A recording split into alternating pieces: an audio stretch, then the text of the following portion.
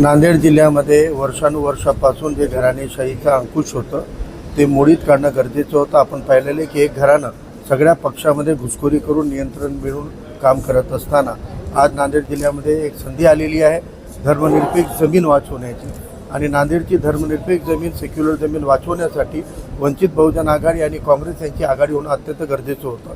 त्यानुसार आम्ही काँग्रेससोबत आघाडीची आज घोषणा करत आहोत.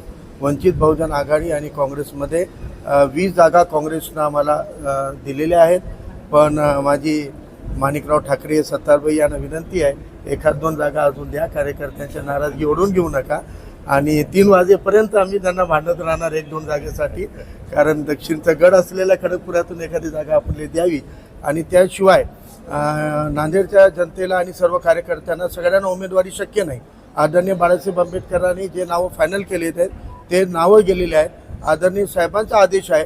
त्यामुळं कोणीही नाराजगीचं सूर करू नका. त्याग करायची गरज आहे.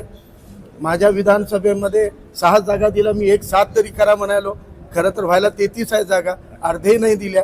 पण आपल्याला त्याग करण्याचा काळ आहे. कुर्बानी देने की ज़रूरत है. आज ज़रूरत है नांदेड़ की ज़मीन बचाने की, नांदेड़ को बचाने का. हमने ये राजनीति और पार्टियां बचाने के लिए नहीं, तो नांदेड़ को बचाने के लिए अलायंस किया.